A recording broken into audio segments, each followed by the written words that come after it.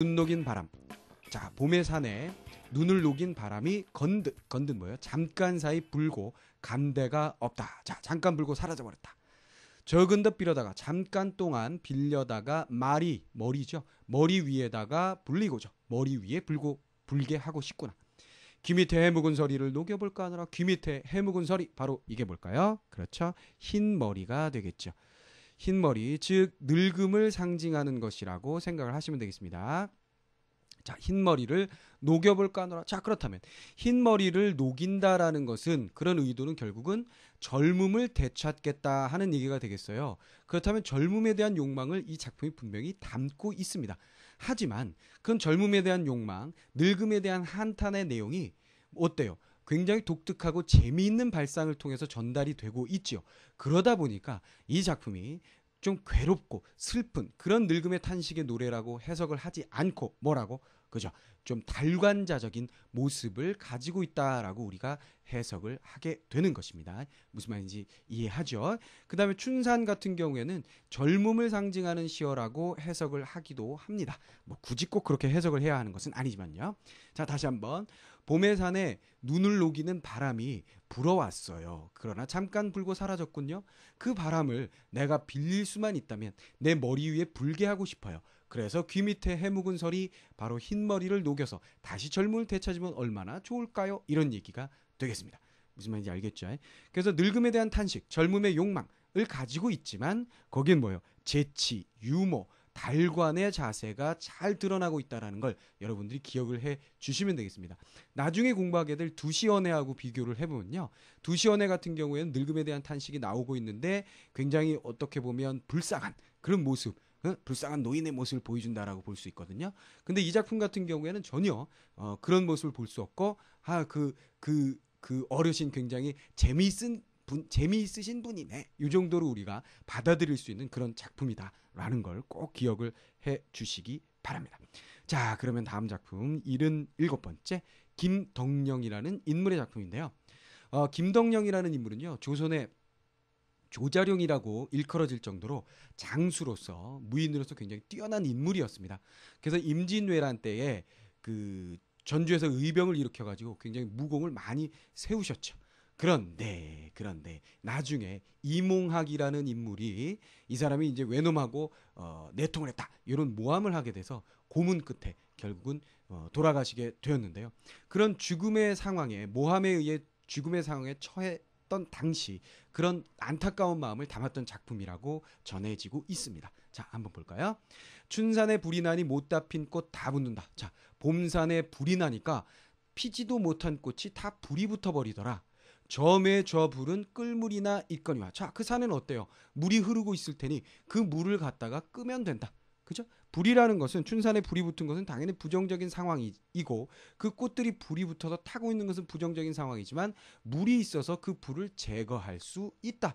해결의 가능성이 있다는 얘기죠. 그러나 이 몸에 내 없은 불이 나니 끌 물 없어 하노라. 자, 무슨 말이에요?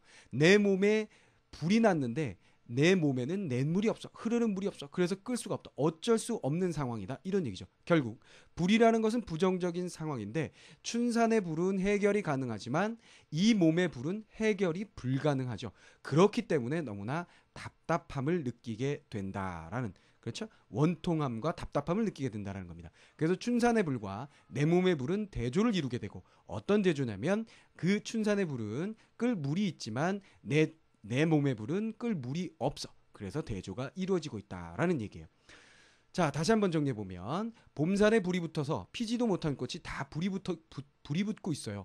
저 산에 저 불은 끌 물이 있으니까 끌 수도 있겠지만 내 몸에 불이 붙으면 나는 내 몸에는 물이 없어서 어찌 끌 수가 있을까요? 이렇게 정리가 되겠습니다. 혹은 이 부분을요. 춘산에 불이 나니 못다 핀 꽃이 다 붙는다. 이 부분에서는요.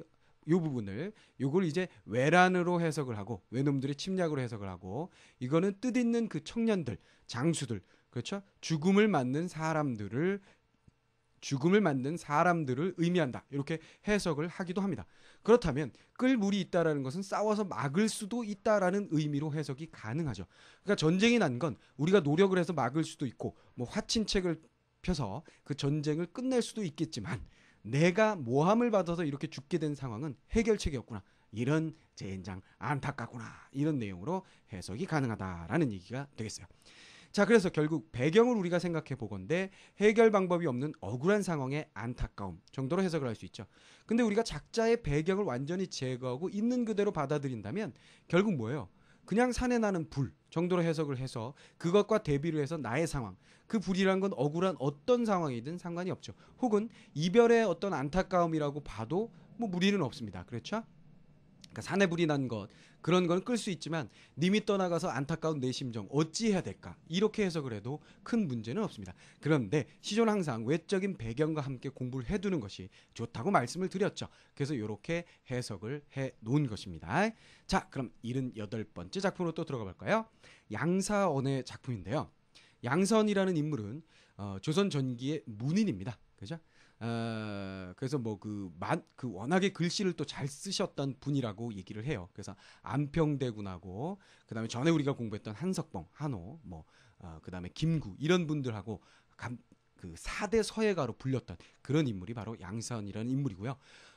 북쪽에 금강산에 가면 그 만폭동에 양사언님의 글씨가 8글자가 남아 있다라고 얘기를 합니다. 그래서 여러분들이 금강산에 놀러 가면 한번 그 글씨를 감상을 해보시기 바라고요. 그렇다고 옆에다가 글씨 쓰시면 당연히 안 되겠죠. 자, 태산이 높다 대 하늘 아래 메이로다. 오르고 또 오르면 못 오를 리 없건만은 사람이 제한이 오르고 매를 높다 하더라. 오, 이거 어때요? 어린 시절부터 굉장히 많이 들었던 유명한 시조네요. 그렇죠? 태산은 중국의 높은 산으로 유명하죠. 그것이 아무리 높다 해도 하늘 아래에 있는 산이로다 이런 얘기입니다. 아무리 지가 높아봤자 하늘 아래에 있는 산이야. 오르고 또 오른다면 차근차근 도전을 하고 실행을 한다면 오르지 못할 리가 없지 않느냐. 그런데 사람들이 오르지도 않고 산이 너무 높다라고 지레 겁을 먹고 포기를 하더라 이런 얘기죠. 그렇다면 뭐예요? 도전 의식을 불러일으키는 작품이죠. 그래서 교과서에도 많이 실리고 어린 시절부터 많이 듣고 암송하고 그랬던 시조가 바로 이 시조가 되겠습니다. 그래서 교훈적인 태도를 잘 가지고 있는 그런 작품이네요. 도전하지 않는 나약한 태도에 대해서 경계하는 교훈적인 작품이다. 이렇게 생각을 하시면 되겠습니다. 그렇죠? 결국은 인간에게 있어서 어떤 일이든지 이루어지지 못한 일은 없어요. 하늘 이상의 것이라면 그건 인간이 어떻게 범접할 수 없는 것이지만 대부분의 것들은 신의 범주 이내에 있는 것들로서 충분히 여러분들이 다 성공을 이룰 수 있다. 그러기 위해서는 뭐예요? 오르고 또 오르면 계속해서 도전하면 된다는 거죠. 말만 해서 지레 겁을 먹지 않기만 하면 충분히 이뤄낼 수 있다. 그런 얘기가 되겠습니다. 자, 그러면요 79번째 작품 또 볼까요? 송순. 풍상이 섞어친 날에 갓 피운 황국화를 근분에 가득 담아 옥당에 보내오니 도리야 고신채 마라 님의 뜻을 알게라. 자, 이거 무슨 얘기예요? 자, 바람과 소리가 섞어치는 날에 갓 핀 황국화. 자, 어때요? 국화라고 하면 무엇의 상징이죠? 그렇죠. 지조절개의 상징입니다. 그죠? 그렇기 때문에 이런 풍상, 바람과 소리를 이겨내고 피어내는 꽃이죠. 그것을 근분, 좋은 화분에다가 가득 담아서 옥당 어딘지 알죠? 어딘지 알죠? 관청 중에 한 곳이라고 여러분들이 생각을 하시면 되겠고요. 그곳으로 보내주셨어요. 누가 보내주셨죠? 임금님께서 보내주신 겁니다. 그것을 보고서 뭐라고 얘기를 합니까? 도리, 이건 뭐예요? 오야꽃과 복숭아꽃, 복숭아꽃과 오야꽃아 너희들이 꽃인 척하지 말아라. 님의 뜻을 내가 알고 있다. 자, 님의 뜻은 뭐냐면 지조를 지켜라 이런 얘기죠. 지조 지켜라. 지조 지켜라, 절개를 지켜라.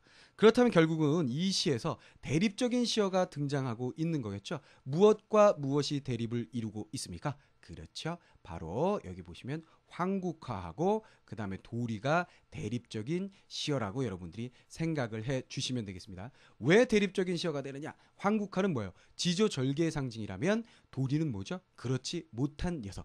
그러니까 봄날에 피고 그냥 싹 져버리는 녀석이라고 생각을 하시면 되겠어요. 그래서 이 배경은요, 명종 임금이 대궐에 국화꽃이 핀 것을 보고 그것을 홍문관에 보냅니다. 그렇죠? 옥당 홍문관에 보냅니다. 보내놓고 이것을 가지고 시제로 삼아서 한번 시를 지어봐라. 그런데 모든 관리들이 어려워하고 있다가 그때 이제 당직 숙직 근무를 쓰고 있던 송순한테 이거 좀 지어봐. 너 잘하잖아. 그래가지고 이 시를 지어서 임금에게 바쳤더니만 감탄하고 즐거워하셨다라는 얘기가 있어요. 그래서 뭐 상을 내리셨다라는 일화가 있습니다. 그러니까 임금이 이걸 딱 주니까 그 신하가 아주 마침 뭐 그거에 딱 맞게 임금님 걱정 마세요. 제가 지조를 지키는 충신이 되겠습니다. 사랑해요. 이러니까 아이고 너 마음에 든다. 이거 상이다 받아라. 뭐 이러고 상을 내리셨다. 뭐 이런 얘기가 있는 거죠.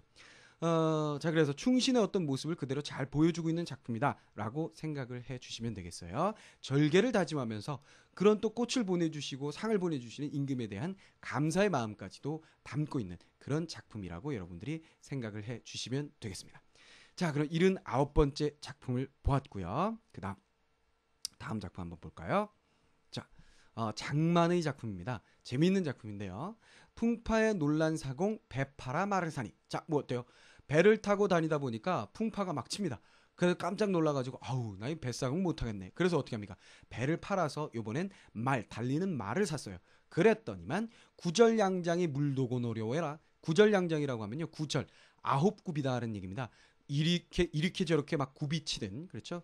굽이치는 양장 양의 뭐요? 장 내장이다 뭐 이런 뜻이겠죠? 그러니까 험한 길을 얘기할 때 구절양장이라는 말을 써요. 9번 구부러진 양의 장기. 그래서 험한 산길을 이룰 때 쓰는 말이고요. 여기서는 어떤 세상살이의 힘듦을 상징하는 의미로 쓰이고 있죠. 물보다 더욱더 어렵다. 무슨 얘기입니까? 배 팔아서 말을 샀더니만 말 타고 다니는 것도 길이 험해서 어렵더라. 이후란 이렇게 된 이후 앞으로는 말도 말고 팥 깔기만 하리라. 농사 지으면서 사는 게 가장 속 편하겠다. 이런 얘기가 되겠어요. 무슨 말인지 알겠죠?